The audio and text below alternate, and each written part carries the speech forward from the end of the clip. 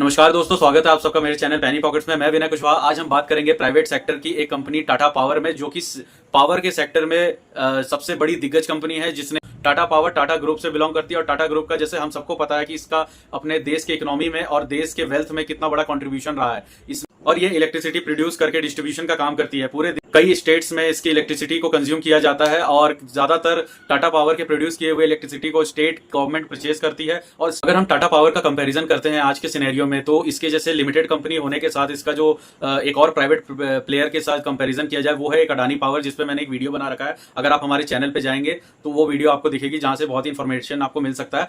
और अगर हम पीएसयू सरकारी कंपनी में इलेक्ट्रिसिटी प्रोडक्शन करने का काम करती है, जैसे एनटीपीसी, पावर ग्रिड और भी कई ऐसी अन्य कंपनियां हैं जो इलेक्ट्रिसिटी में काम करती हैं, सरकारी कंपनियां। लेकिन मैंने जैसे अभी बात किया प्राइवेट प्लेयर के दो, अगर हम किंग की बात करें जिसने पूरे देश में बिजनेस को फैला रखा है, उसमें तो तीन ही है, टाटा पावर, अडानी और रिलायंस भी है। लेकिन टाटा पावर की मैं खास इसलिए बात कर रहा हूं कि मुझे इसमें सबसे ज्यादा पोटेंशियल दिखता है और एक स्टेबिलिटी दिखती है। क्योंकि टाटा पावर को क्या होता है ना, जैसे कि गवर्नमेंट्स के बहुत सारे स्कीम्स का फायदा होता है। गवर्नमेंट सरकार की तरफ से एक योजना है कि हर घर के छत पे सोलर पैनल लगेंगे, तो इसमें जो सब्सिडी मिलती है और जो सरकारी आवास बन रहे हैं गरीब लोगों के लिए, उसमें जब सोलर पैनल्स लगने स्टार्ट होंगे तो मुझे लगता है कि सबसे बड़ा कॉन्ट्रैक्ट टाटा पावर को ही मिलने वाला है। जो रूफ टॉप सोलर प्रोजेक्ट है, इसके लिए इसमें ज्यादा कंट्रीब्यूट टाटा पावर की तरफ से हो सकता है। पावर इंडिया का सबसे बड़ा largest manufacturer of solar cells है, जो सोलर पैनलिंग होती है जैसे उसका मेकर भी है दोस्तों। और इस कैटेगरी में सोलर पैनल में ये अडानी से भी ज्यादा आगे निकल गया है।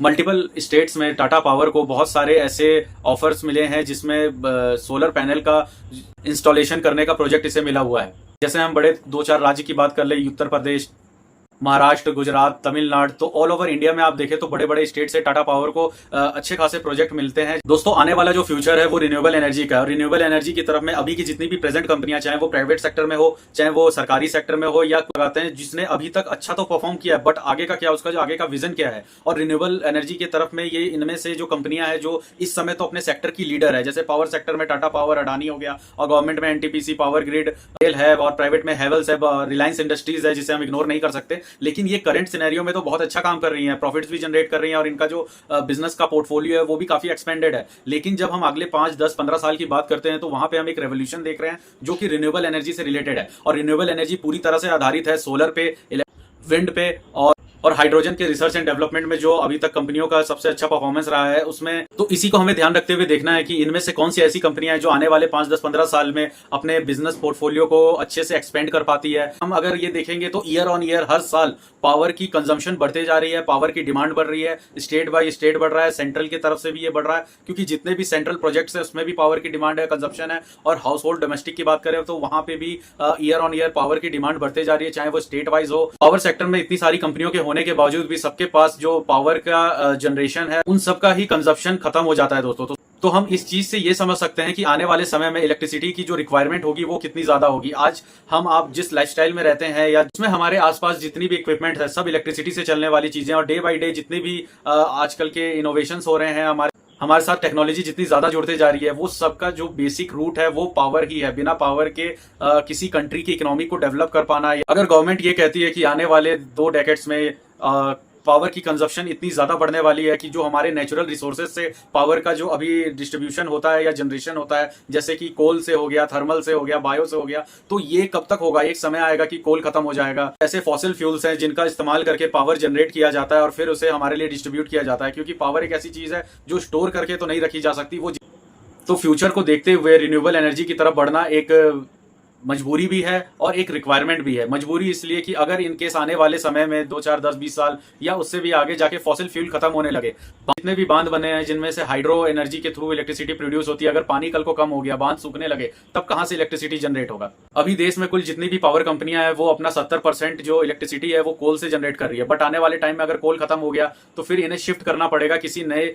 तो हम अभी के सिचुएशन में देखें तो एक टाटा पावर ही एक ऐसी कंपनी है जो रिन्यूएबल सेक्टर में इंडिया के सबसे लार्जेस्ट कैपेसिटी के साथ अपना बिजनेस को ग्रो करते जा रही है। और भी कंपनियां हैं जो रिन्यूएबल पे काम कर रही हैं, बट जो आउटपुट है, रिजल्ट है और जो ग्राउंड लेवल की वर्किंग है वो टाटा पावर की सबसे ज्यादा देखने को मिल रही है। जैसा कि आजकल आप देख रहे हैं कि इसकी जो एक कंपनी है ग्रुप की, वो टाटा मोटर्स जिस तरीके से इलेक्ट्रिक व्हीकल ला रही है मार्केट में, सबसे ज्यादा अगर मार्केट का लीडर में अगर कहा जाए व्हीकल में तो टाटा मोटर है। तो जब वो मार्केट में अपना इलेक्ट्रिक व्हीकल ला रही है तो टाटा पावर ही उसे चार्ज करने का काम कर। पिछले 1 साल में 5000 से ज्यादा ईवी चार्जर मशीनें इंस्टॉल कर चुके हैं और इनका अगले 2 साल के अंदर 20,000 से ज्यादा ईवी चार्जर इंस्टॉल करने का एक लक्ष्य है, जिसमें तो ये तो हो गया टाटा पावर कंपनी के बारे में कि कंपनी वर्क कैसे कर रही है, बिजनेस मॉडल को कैसे बढ़ा रही है, और आने वाले जो रिन्यूएबल सेक्टर है, जो रिन्यूएबल एनर्जी का पूरा कॉन्सेप्ट है, इसके अंदर इसका कंट्रीब्यूशन क्या है। और तो दोस्तों, जिस कंपनी का विजन अगले 20 सालों के लिए मतलब इतना क्लियर हो कि हाँ, हमें रिन्यूएबल एनर्जी की तरफ काम करना है, हमें ऑटोमोबिलिटी के जो ईवी चार्जर्स है उसके लिए काम करना है, हमें रूफ टॉप सोलर के लिए पैनल्स बनाने हैं। इनके पैनल्स की सबसे ज्यादा डिमांड भी सारे स्टेट्स में है, चाहे वो गवर्नमेंट की तरफ से हो या कमर्शियली हो या डोमेस्टिक नीड्स हो।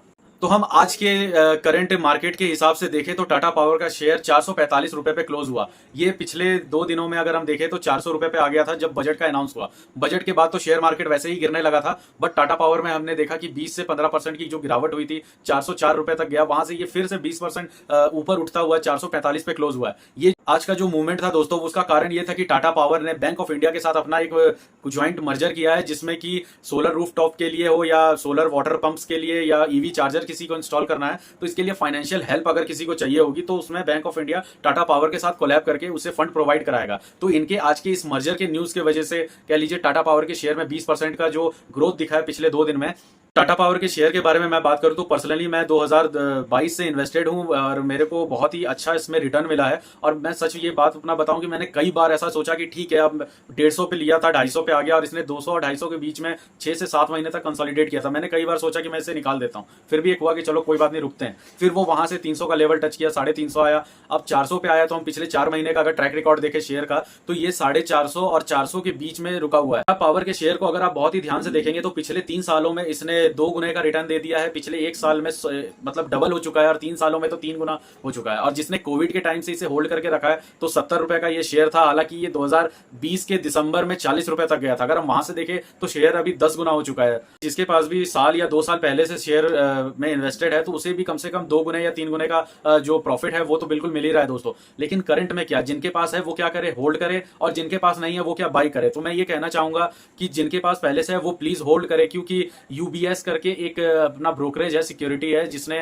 टाटा पावर पे 510 रुपए का शॉर्ट टर्म का टारगेट दिया है। मतलब ये एक बार अगर 465 या 75 का जो इसका अपना ऑल टाइम हाई अगर इसको ब्रेक करता है, तो 510 या 520 तक ये जा सकता है, जो कि इसका आने वाला ऑल टाइम हाई होगा। वहां पे आप एक बार को अगर नीड हो तो आप प्रॉफिट बुक कर सकते हैं। अदरवाइज ये कंपनी अगले 5-10 साल के लिए बेचने लायक तो बिल्कुल नहीं है, खरीदने लायक है। लेकिन करंट प्राइस पे आप जैसे अभी बजट के लिए जैसे मार्केट का जो सेंटीमेंट हर्ट हुआ था, इसमें 400 रुपए तक नीचे इसमें हमें 20% का डिस्काउंट मिला, तो वो एक सही समय था इसमें एंट्री करने का। और अगर वापस अभी जैसे 445 पे आ चुका है, तो अगर फिर भी एक मौका ढूंढ रहे हैं तो इसे अपने वॉच लिस्ट में ऐड करें, टाइम टू टाइम इसे ट्रैक करें, और जब भी मौका मिले थोड़े थोड़े अमाउंट के साथ इसमें एंट्री बनाएं। ये कंपनी डिविडेंड भी देती है। लास्ट जैसे हमें जुलाई का 2 रुपए पर शेयर पे मिला, तो वो डिपेंड करता है कि आपके पास शेयर्स के वॉल्यूम कितने हैं, आपने कितना शेयर रखा है, उस हिसाब से आपको पेमेंट होगी। तो किसी इसमें हम फ्यूचर में ग्रोथ एक्सपेक्ट कर सकते हैं। बस इस शेयर के साथ ये प्रॉब्लम है कि जब ये किसी लेवल को ब्रीच करता है, उसके बाद उसमें 40 से 50 रुपए का जो एक ब्रैकेट है, उसके अंदर ये थोड़ा 3-4-5 महीने तक कंसोलिडेट करता है,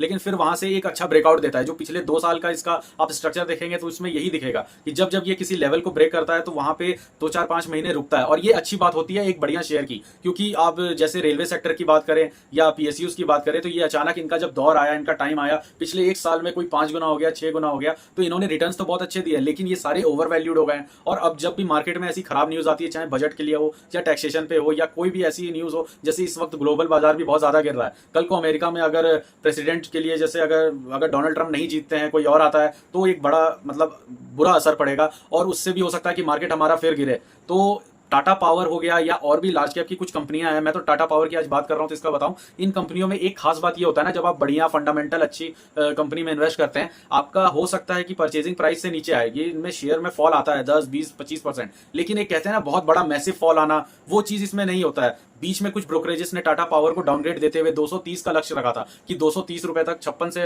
60% तक ये जो शेयर है ये नीचे गिरेगा, क्योंकि ये बहुत ही ज्यादा ओवर वैल्यूड है। इस पे मैंने पहले भी एक वीडियो बनाया है, जिसमें मैंने ये कहा कि कभी कभी थोड़े अच्छे लेवल पे चल रहा होता है शेयर, और उसमें कोई बहुत बड़े एंटिटी है जो एंट्री नहीं कर पाता है, तो वो मार्केट में ऐसी बातें करता है जिसकी वजह से शेयर नीचे आ जाए, फिर वो अपनी एंट्री बनाए, और जो लोगों ने पहले से शेयर को पकड़ के रखा है वो एग्जिट कर जाए। तो रिटेलर जल्दी ये डर के निकल जाता है, बड़े बड़े इंस्टीट्यूट अपना बड़ा पैसा लेकर के इसमें घुस जाते हैं, और उनके लिए तो 10-20-100 100 रुपए बहुत बड़ी बात होती है, क्योंकि उनके पास जो शेयर्स के वॉल्यूम है वो बहुत ज्यादा होते हैं, तो उनका प्रॉफिट भी उस हिसाब से ज्यादा होता है। तो वो क्या करते हैं ना, कोई अच्छा शेयर है तो उसको नीचे करते हैं, डाउनग्रेड करके फिर उसमें एंट्री करते हैं, और ऊपर लेवल पे आपको पता ही है ये खेल कैसे चलता है। तो मैं यही कहूंगा कि अगर सिर्फ टाटा पावर ही नहीं और भी कोई शेयर है जिसमें आपने अपना मतलब इन्वेस्टमेंट किया है, तो जब जब मार्केट गिरे तो दोस्तों उसमें आप एज अ डिस्काउंट देख के और इन्वेस्ट करें, और उसका fundamental time to time check करते रहें कि वो कंपनी सही काम तो कर रही है, उसके क्वार्टर रिजल्ट्स क्या आ रहे हैं, सब चीजों की ट्रैकिंग करते रहें, हमारे वीडियोस देखते रहे, ताकि हम आपको और भी इंफॉर्मेटिव न्यूज ला करके दे और आपको टाइम टू टाइम मोटिवेट करे, सही सलाह दे कि शेयर्स में क्या करना है, बने रहना है, निकलना है, सेल करना है। ये कहना चाहूंगा कि जिन लोगों ने अभी तक एंट्री नहीं की है वो वेट करे थोड़ा,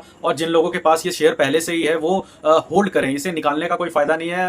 परहैप्स आपके पास कोई ऐसा नीड ना हो कि हाँ पैसों की जरूरत है, अदरवाइज कंपनी में कोई प्रॉब्लम नहीं है। कंपनी का जो फ्यूचर ग्रोथ है वो एक्सपेक्ट है वो बहुत ही ब्राइट है, रिन्यूएबल सेक्टर की बहुत बड़ी जाइंट कंपनी है, और एक ऐसे ग्रुप से बिलोंग कर रही है जिसका आपको पता ही है ट्रस्ट कितना अच्छा है। तो ये कभी भी हमारे देश के फेवर में, देशवासियों के फेवर में ही ये कंपनी काम करेगी, और जिस सेक्टर से ये कंपनी आती है वहां पे मतलब दुनिया में कोविड आ जाए फिर से या कोई भी उथल पुथल हो, पावर की डिमांड कभी खत्म नहीं होने वाली है दोस्तों। बिना इस वर्ल्ड को इमेजिन करना आज के समय में थोड़ा डिफिकल्ट हो जाता है। तो सब्सक्राइब करें। मैं